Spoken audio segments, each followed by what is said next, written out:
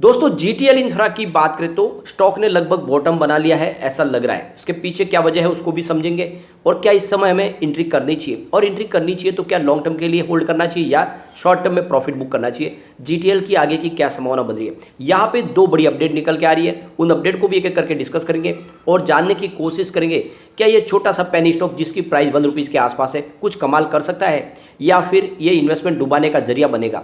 यहाँ पे आप देख सकते हो कि बाजार में तो बहुत सारा नेगेटिव वातावरण बना हुआ है। क्या ऐसे में हमें कोई फ्रेश एंट्री करनी चाहिए, क्या इस समय बाजार में एंट्री का ये सही मौका है? तो सवाल बहुत सारे जिनके जवाब जानने की कोशिश करेंगे इस वीडियो के माध्यम से। सबसे पहले अगर हम बीएसई सेंसेक्स की बात करें तो आप देख सकते हो कि फ्राइडे के दिन 58,098 के स्तर पर क्लोजिंग रही, जहाँ पे हमने 1020 पॉइंट की बहुत बड़ी गिरावट देखी, यानी 1.73% गिरा हमारा बीएसई सेंसेक्स। और बाजार के सेंटीमेंट बिगड़ने के पीछे वजह यह है इंटरनेशनल रीजन सारे फिलहाल बिगड़े हुए हैं और जिस तरह से अमेरिका में इन्फ्लेशन बढ़ रहा है और वहाँ की जो फेडरल रिजर्व है लगातार जो है इंटरेस्ट रेट बढ़ा रही है, उसका नतीजा है कि बाजार में दबाव बन रहा है, हमारे इंडिया के बाजार में भी। दूसरी तरफ अगर आप देखें तो हमारा इंडियन रुपीज़ ऑल टाइम लो पे चला गया है, यानी 81 को क्रॉस कर गया है। जहाँ पे लोग 80 को जाके डर रहे थे कि 80 की प्राइस आ जाएगी, तो अब तो यहाँ पे 81 तक आ गया। तो एक तरह से बाजार में दबाव तो बन गया है।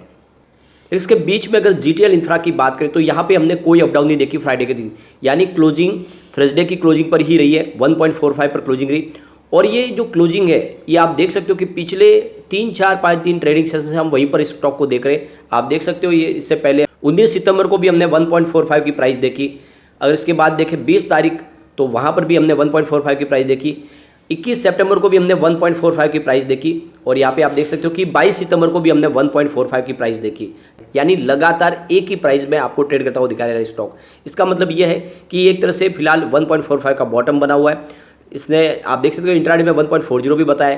तो कुल मिला के यहाँ पे वो शॉर्ट टर्म इन्वेस्टर जो पैसा कमाना चाहते हैं वो एंट्री कर सकते हैं, क्योंकि आने वाले समय में यानी 8-10 दिन ट्रेडिंग सेशन में ये हो सकता है कि 1.70 या उससे ऊपर तक जा सकता है। लेकिन जो लॉन्ग टर्म इन्वेस्टर है फिलहाल वो इस स्टॉक से दूर ही रहे, स्टॉक काफ़ी ज़्यादा वीक लग रहा है। यहाँ पे एक बड़ी जानकारी एक्सचेंज को दी गई है।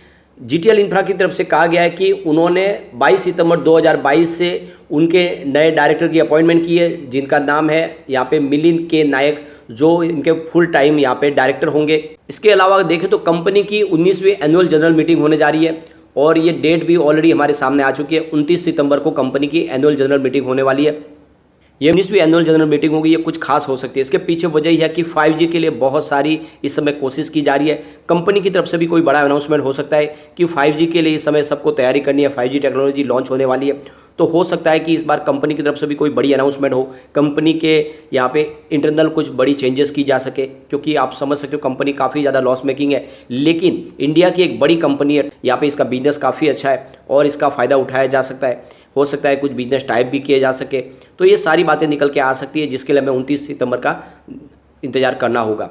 इसके बीच में अगर देखें तो एक बहुत बड़ी अपडेट और निकल के आ रही है। यहाँ पे 5G लॉन्च जो होने जा रही है, जिसमें जियो की तरफ से और एयरटेल की तरफ से पूरी तैयारी कर ली गई है। फिलहाल वोडाफोन आइडिया अभी इसमें थोड़ा सा पीछे है, क्योंकि वोडाफोन आइडिया के पास फिलहाल फंड की कमी है और इस वजह से वो लॉन्च करने में फिलहाल डिले कर रहे हैं। यहाँ पे देख सकते हो कि आने वाले 1 साल में यानी नेक्स्ट ईयर तक हमारे 500 बड़े शहरों में हमें 5G की सर्विस चालू होते हुए दिखाई दे देगी।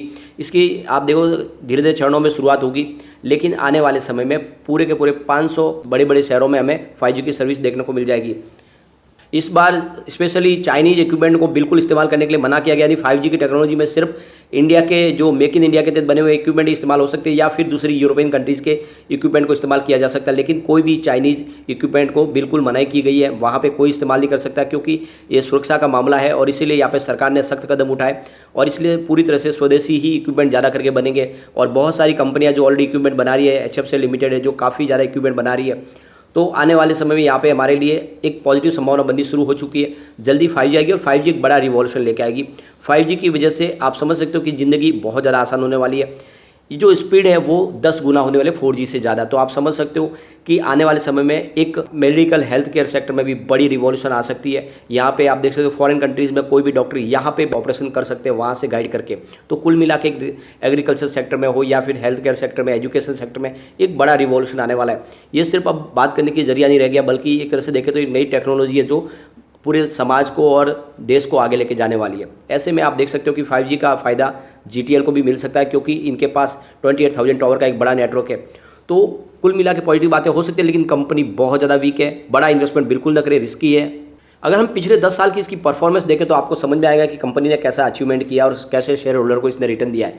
हम देखें तो 10 ईयर के हिसाब से आप देख सकते हो जीटीएल इंफ्रा ने 15.7% का निगेटिव रिटर्न दिया है। इस दौरान अगर बीएससी स्मॉल कैप की बात करें तो उसने 15.5% का पॉजिटिव रिटर्न दिया है। और यहाँ पे बीएससी टेलीकॉम की बात करें तो उसने 6% का पॉजिटिव रिटर्न दिया। तो यहाँ पे आप देख सकते हो लूजर आपको जीटीएल इंफ्रा दिखाई देगा।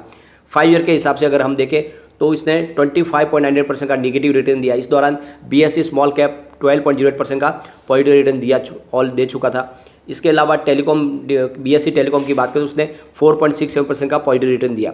इसके अलावा अगर हम 3 साल की बात करें तो जीटीएल इंफ्रा ने 29.14% का पॉजिटिव रिटर्न दिया। इस दौरान बीएससी स्मॉल कैप 29.71% दौड़ा और बीएससी टेलीकॉम 22.05% दौड़ा। तो यहाँ पे आप देख सकते हो स्मॉल कैप के बराबर दौड़ लगाई है। टेलीकॉम सेक्टर इस बार पीछे रहा है, जीटीएल इंफ्रा ने कमाल किया है 3 साल के हिसाब से। और 1 ईयर के हिसाब से देखें तो फिर से जीटीएल इंफ्रा ने 26.32% का निगेटिव रिटर्न दिया। इस दौरान अगर देखें तो बीएससी स्मॉल कैप 3.43% का पॉजिटिव रिटर्न दे चुका था। बीएससी टेलीकॉम की बात करें उसने 2.75% का निगेटिव रिटर्न दिया है। तो यहाँ पर भी आपको लूजर दिखाई देगा जीटीएल इंफ्रा। अब 3 मंथ के हिसाब से हम देखें तो 16.67% का इसने पॉजिटिव रिटर्न दिया। इस दौरान बीएससी स्मॉल कैप 20.78% दौड़ा और बीएससी टेलीकॉम 14.55% दौड़ा। तो यहाँ पे बीएससी स्मॉल कैप ने काफ़ी अच्छी दौड़ लगाई, लेकिन पूरे टेलीकॉम सेक्टर से जीटीएल इंफ्रा की दौड़ अच्छी है। अब 1 मंथ के हिसाब से देखें तो करीब 7.69% का इसने पॉजिटिव रिटर्न दिया है और स्मॉल कैप ने 3.48% का पॉजिटिव रिटर्न दिया है। इस दौरान बीएससी टेलीकॉम ने 4.06% का पॉजिटिव रिटर्न दिया। तो यहाँ पे आपको विनर जीटीएल इंफ्रा दिखाई देगा 1 महीने के हिसाब से। लेकिन ईयर टू डेट के हिसाब से देखें तो टोटल 33.33% का अभी निगेटिव रिटर्न है और स्मॉल कैप ने 2.19% का निगेटिव रिटर्न दिया है और बीएससी टेलीकॉम 4.74% का निगेटिव रिटर्न। तो कुल मिला के सब यहाँ पे आपको दबाव ही दिखाई देगा। लेकिन अब जीटीएल इंफ्रा पिछले 3 महीनों से कुछ पॉजिटिव माहौल बनाने लगा है और तेज़ी से आगे जाने की संभावना बनने लगी है। तो यहाँ पे इन्वेस्टमेंट किया जा सकता है, रिस्क के साथ करें, क्योंकि बहुत ज़्यादा रिस्की स्टॉक है। आने वाले समय हो सकता है कि आपके लिए जैकपॉट साबित हो, लेकिन हो सकता है कि आपका इन्वेस्टमेंट डुबा भी दे।